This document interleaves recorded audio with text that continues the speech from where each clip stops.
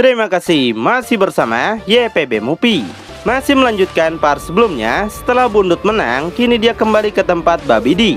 Sedangkan melihat Bujin kalah begitu mudah, membuat Bojack dan anak buahnya sangat terkejut.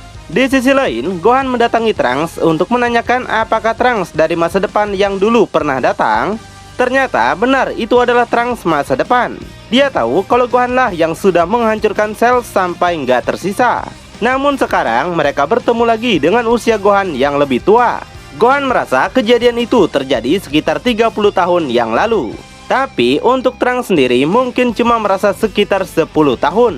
Kemudian Trunks ingin memperkenalkan seseorang yang mungkin Gohan tahu.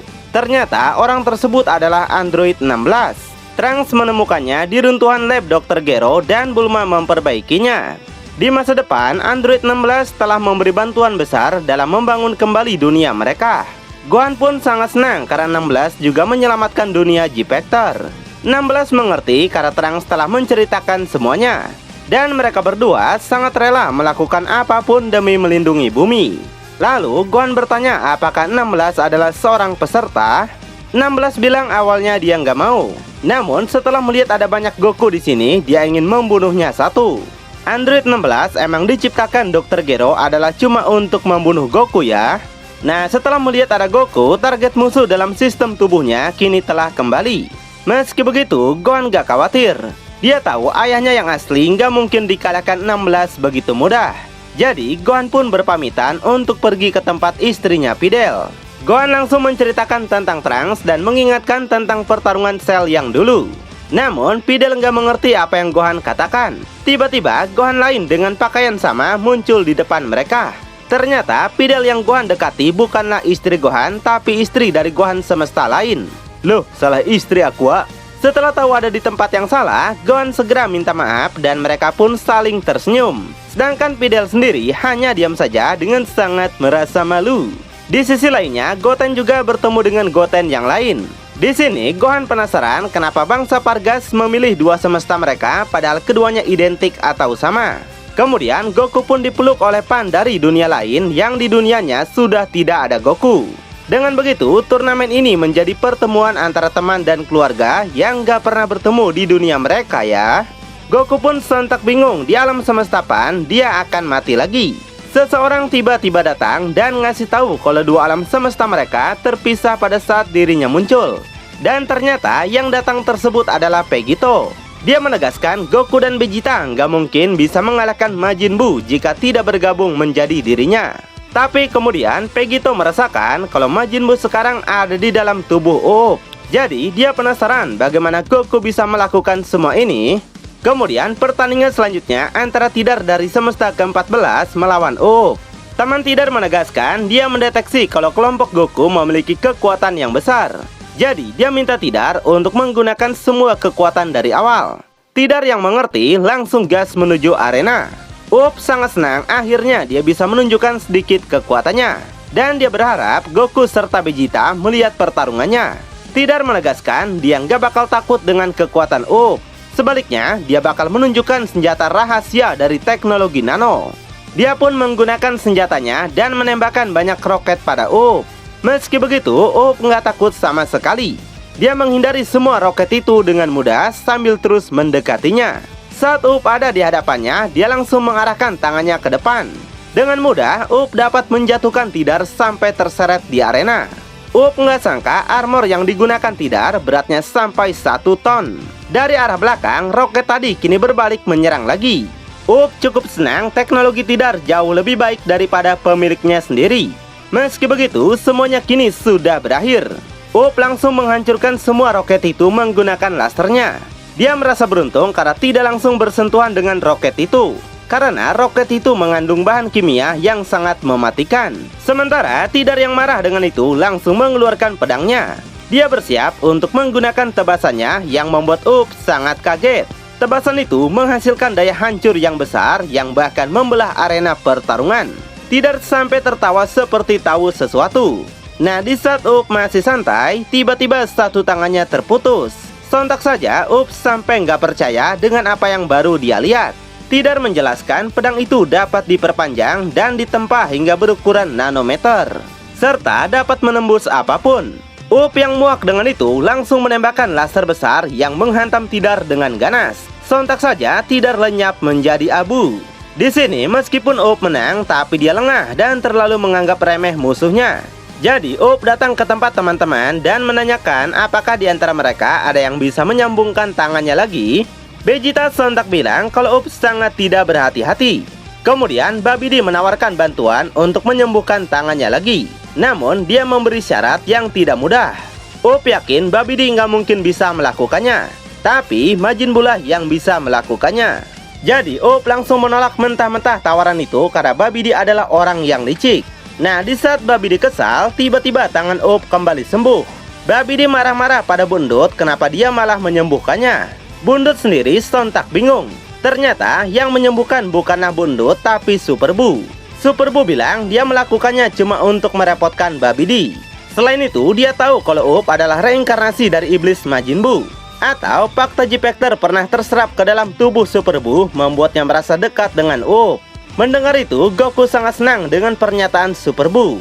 Super Buu menegaskan segala sesuatu yang ada dan mengandung suatu kekuatan di dalam semestanya kini ada di dalam dirinya. Kemudian dengan teknologi yang dimiliki bangsa Pargas, arena yang terbelah dapat disatukan kembali menjadi normal. Pertandingan selanjutnya adalah Paku dari semesta ke-10 melawan Rikum dari semesta ke-8. Keduanya pun langsung berhadapan dan seperti biasa, Rikum langsung menunjukkan tarian alaynya. Ngelihatnya buat Paku sampai melongo. Setelah itu, Rikum langsung menyerang dengan cepat.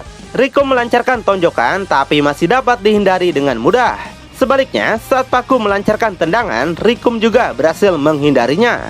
Lalu, mereka lanjut jual beli serangan sengit yang saling menghantam dengan ganas. Rikum balik melancarkan tendangan maut yang membuat Paku mental sangat jauh. Bahkan, tubuhnya menghantam arena dengan sangat keras. Haha, Rikum sontak tertawa dan mengejek Paku. Muak dengan itu, Paku yang bangkit lagi langsung ngeden dengan sangat keras. Rikum sontak terkejut melihat daya tempur Paku dalam alat skuternya. Tiba-tiba, dengan kecepatan yang sangat tinggi, Paku langsung menghantam perut Rikum. Rikum sontak nggak berdaya dan hanya bisa pasrah saja. Paku lanjut melancarkan tonjokan keras yang membuat skuter Rikum terlepas. Dilanjut lagi dengan pukulan bertubi-tubi dan terus mendorongnya. Lalu dikasih tonjokan lagi yang membuat Rikum langsung tepar. Terakhir, Paku bersiap untuk menggunakan jurus andalannya. Dia menembakkan laser super besar yang menghantam Rikum sangat ganas, yang sampai menciptakan ledakan besar. Meski begitu, Vegeta menyadari kalau kekuatan itu belum cukup untuk mengalahkan Rikum. Benar saja, Rikum masih hidup meskipun pakaiannya kini sudah compang-camping. Tiba-tiba, Rikum bersiap untuk melakukan serangan balik. Dia menembakkan Rikum Eraser Gun yang melesat dengan cepat pada Paku. Paku sampai nggak bisa bertahan serta tangannya hilang satu. Rikum mengangkat tubuhnya dan kembali meremehkan Paku yang gak ada bedanya dengan Namekian yang dia bunuh. Nah, di saat Rikum lengah, Paku manfaatkan kesempatan untuk menembak Rikum menggunakan laser matanya. Sontak saja, laser itu menembus habis tubuh Rikum. Dia sampai terluka parah, membuat Paku tertawa dengan kelengahan Rikum. Kemudian, Paku menumbuhkan kembali tangannya dan segera membuka pakaiannya. Setelah itu, dia bergerak cepat untuk melancarkan serangan balasan. Paku menggunakan tendangan janda yang membuat Rikum langsung tepar. Nggak sampai situ, Paku juga menginjak tubuh Rikum agar Rikum nggak bisa lagi buat bangkit. Dia nggak bisa mengambil resiko lebih setelah tenaga dan kekuatan dia keluarkan semuanya. Gohan sangat kagum dengan kekuatan Paku dan menyesal karena Paku nggak bisa bantu mereka di planet Namek dulu. Kemudian, pertandingan selanjutnya adalah Trunks masa depan melawan Cooler, kakak dari Frieza. Trunks sontak tertawa karena Cooler adalah satu-satunya kadal terakhir dari semua keluarga Frieza yang telah dia bunuh. Jadi, Trunks langsung berubah menjadi Super Saiyan dan menyerangnya dengan sangat percaya diri. Ngelihat itu, tentu saja buat Frieza dan Raja Cold sampai melongo. Dalam serangan cepat, Cooler langsung mendapatkan banyak luka. Tapi, dia minta Trunks untuk menunggu sebentar. Cooler yakin Trunks bukanlah apa-apa tanpa senjatanya. Trunks yang muak dengan itu segera menancapkan pedangnya. Dia menegaskan membawa pedang hanyalah untuk bersenang-senang di acara tersebut. Kesal dengan kesombongan itu, Cooler menegaskan dia pun bakal menunjukkan semua kekuatannya. Cooler berubah ke dalam bentuk keduanya dan merasa sangat percaya diri. Trunks mulai terkejut karena luka Cooler telah sembuh serta kekuatannya kini telah meningkat pesat. Cooler datang ke hadapan Trunks lalu melancarkan tendangan keras. Sontak saja Trunks nggak bisa menghindari serangan itu. Meski begitu, Trunks masih nggak gentar sedikit pun. Cooler lanjut dengan tembakan laser cendol yang ditangkis semua oleh Trunks. Merasa ini nggak masuk akal, Cooler melompat ke udara dan lanjut lagi menembakkan laser cendolnya. Dampak laser itu bahkan sampai pada setiap bangku penonton, membuat orang-orang sampai panik. Nah, menariknya, bangku dilindungi oleh sebuah teknologi. Hal itu membuat Trunks lega dan bisa melanjutkan pertarungan tanpa rasa khawatir. Nah, dari arah belakang, tiba-tiba Cooler muncul menggunakan pedang Trunks untuk menyerangnya. Dengan mudah, Trunks dapat menahan pedangnya itu pakai satu tangan. Trunks kembali meremehkan bahwa Cooler dan keluarganya tidak jauh berbeda. Semua trik kotor keluarga Kadal telah dia ketahui semuanya. Kemudian, Trunks langsung menghajar perut Cooler dengan ganas. Cooler tepar di hadapan Trunks membuat Frieza dan Raja Cole makin dibuat melongo. Trunks menegaskan bahkan untuk membunuh Cooler saja dia sudah tidak layak. Untuk pertarungan selanjutnya adalah Raja Vegeta dari semesta ke-10 melawan Vegeta dari semesta ke-18. Gohan bertanya apakah Vegeta nggak mau melawan ayahnya? Tapi Trunks menegaskan itu bukanlah ayah Vegeta, tapi Vegeta sendiri dari alam lain yang kini sudah menjadi seorang raja. Meski begitu, Vegeta nggak peduli sama sekali. Satu orang yang cuma ingin dia lawan hanyalah Goku rivalnya. Setelah saling berhadapan, Raja Vegeta menanyakan apa yang terjadi dengan gelar Vegeta sebagai Pangeran Saiyan. Vegeta menegaskan dia nggak punya siapapun lagi yang bisa memerintahnya. Mendengar itu, Raja Vegeta sampai muak. Dia langsung menyerang dengan sangat cepat.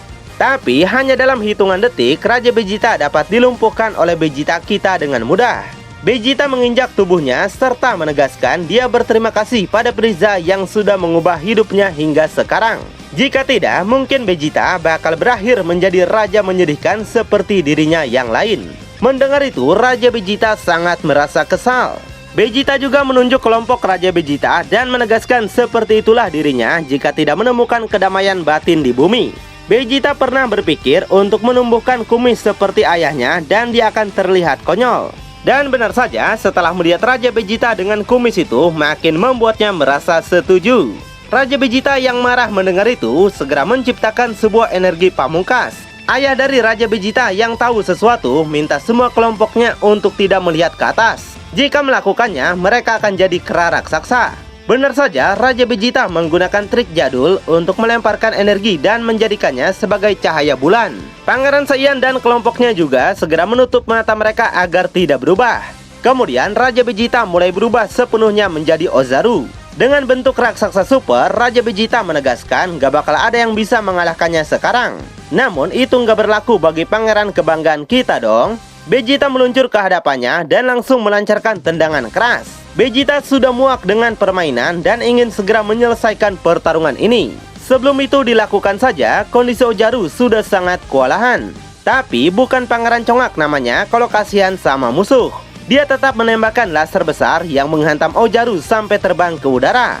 Di saat para Saiyan membuka matanya, sontak saja mereka terkejut melihat raja mereka tepar tidak berdaya. Mereka akhirnya sadar musuh di turnamen ini jauh lebih kuat dari apa yang mereka bayangkan. Pertandingan selanjutnya adalah Bardock dari semesta ke-10 melawan Pan dari semesta ke-18. Bardock sontak senang, akhirnya dia bisa bersenang-senang. Tapi setelah melihat lawannya adalah anak kecil, Bardock mulai sedikit ragu. Bahkan Pan menyebut Bardock sebagai kakek buyutnya. Sementara itu, Raja Vegeta kini sudah bangun kembali. Semua bawahan nampak sangat senang dengan kesembuhan raja mereka. Sedangkan Raja Vegeta sendiri merasa seperti kehilangan ingatannya. Meski begitu, semua bawahannya menginfokan kalau Bardock pasti akan menang dan menyelamatkan kehormatannya. Nah, tapi Bardock juga bernasib sama seperti Raja Vegeta. Pan kecil nampak lebih unggul dari Bardock. Hal itu membuat Bardock gerah dan meminta Pan untuk pergi. Apalagi saat tahu Pan adalah keturunannya, membuat Bardock makin dibuat stres. Termasuk Raja Vegeta dan bawahannya yang gak henti-hentinya melongo melihat pertarungan itu. Kemudian Pan menggunakan tongkatnya untuk menghajar Bardock. Sontak saja Bardock sampai merasa kesakitan. Di saat Bardock memukul, Pan menahannya dengan mudah. Setelah itu, Pan menusuk mata Bardock dan menghempaskannya terbang melayang jauh. Dari hal itu, Bardock merasa pasrah dan berkata ingin menyerah. Melihat semua pasukannya kalah, Raja Vegeta memutuskan untuk segera pergi meninggalkan turnamen ini. Sementara itu, tiga Trunks bertemu dan saling mengobrol. Trunks masa depan menanyakan bagaimana kehidupan dari para Trunks lain. Dua Trunks yang masih muda memiliki kehidupan yang sama, yaitu menjadi CEO di perusahaan kapsul. Dan hidup mereka nampak menyenangkan. Kemudian dua Trunks itu bertanya balik tentang kehidupan Trunks masa depan. Nah, Trunks masa depan menjelaskan semuanya. Dia memiliki kehidupan yang berbanding terbalik dengan mereka. Dia bantu membangun seluruh bumi, memberikan makanan kepada orang yang kehilangan segalanya, dan mencoba membuat dunia menjadi tempat yang menyenangkan lagi. Mengetahui itu, tentu buat dua Trunks langsung terdiam. Di sisi lain, Raja Vegeta dan pasukannya telah memasuki pesawat dan meminta diantar kembali ke rumah. Makhluk burung coba menghentikannya dan minta mereka untuk menetap. Tapi Raja Vegeta tetap bersikeras karena gak mau terus dipermalukan lagi. Nah, bangsa Namek juga akan pergi setelah tahu perbedaan kekuatan mereka dan para peserta lain. Meskipun dia menang, tapi dia yakin akan dikalahkan dalam pertandingan selanjutnya. Dengan begitu, semua alam semesta ke-10 hangus. Pertandingan selanjutnya adalah Kakarot dari semesta ke-13 melawan Kat dari semesta ke-6. Kakarot yakin ini akan berakhir dengan cepat. Dan dia berharap Trunks atau Vegeta tidak sekuat yang ada di alam semestanya. Dan ternyata Kat yang menjadi lawan bagi Kakarot adalah seorang gadis yang super kawaii. Melihat para gadis itu, Bojack dan anak buahnya sangat kesal dan ingin membunuh mereka. Kemudian Kat yang ingin melompat malah terjatuh hingga dirinya merasa sangat kesakitan. Kat merasakan gravitasi ini 10 kali lebih berat dari dunianya. Kemudian dia terkejut melihat Kakarot telah berdiri di hadapannya. Jadi dia bangkit lagi dan memutuskan untuk menggunakan seluruh kekuatannya. Sebelum itu Kat menggodanya dulu. Sontak saja Kakarot mukanya langsung memerah. Wah, kalau Goku Bumi nggak pernah kayak gini ya. Kakarot yang gak mau berlarut bersiap untuk menirukan jurus Goku, yaitu tonjokan angin. Tanpa ragu dia melepaskan tonjokan itu yang melesat dengan cepat. Tapi tiba-tiba Kat dapat menghindar dan balik melancarkan dengkulan janda. Meski begitu, Kakarot nggak merasakan apapun. Hal itu membuat Kat sangat panik karena serangannya nggak menggores sedikit pun. Dari arah belakang, Kat muncul untuk menyerang tanpa diketahuinya. Namun lagi, Kakarot sudah tahu apa yang terjadi. Dia menghajar muka Kat tanpa melihatnya. Kakarot menegaskan aura Ki bukanlah satu-satunya cara untuk menemukan musuh. Kat menyadari Kakarot bahkan belum menggunakan 1% dari seluruh kekuatannya. Jika terus begini, dia yakin gak bakal bisa menang. Jadi meskipun dia gak mau menggunakannya, tapi teknik pamungkas ini harus dia gunakan. Kakarot penasaran apa sebenarnya yang sedang dia lakukan. Saat teknik itu selesai, Kakarot sontak dibuat terpukau. Kat kini menjadi semakin kawaii. Dengan teknik penggoda ini, Kat yakin Kakarot nggak bakal bisa melakukan apapun lagi. Kat langsung mendekatinya dan merangkul Kakarot. Kat minta Kakarot supaya dia mengaku kalah sekarang juga. Kakarot langsung memegang tangannya dan malah mengatakan kalau dia mencintai Kat dan ingin Kat melahirkan banyak anak darinya. Kakarot akan membawa Kat pergi ke alam semestanya. Nah, saat Kat ingin Kakarot menyerah dulu, dia malah dihajar dengan keras. Kat nggak dapat melakukan apapun dan terus dihajar sangat keras. Kemudian dikasih pukulan bertubi-tubi dan terus mendorongnya. Hal itu membuat Kat kewalahan dan akhirnya memutuskan untuk menyerah. Di saat Kakarot akan memukulnya lagi, tangannya langsung dihentikan oleh Pangeran Congak. Pangeran Congak menegaskan jika Kakarot melakukannya, maka dia harus keluar dari turnamen atau lebih buruknya mereka berempat bisa didiskualifikasi. Pangeran Congak juga menghina Kat untuk berpikir 2 kali sebelum menyerang orang cabul. Mendengar kata orang cabul, sontak saja buat Kat sangat terkejut.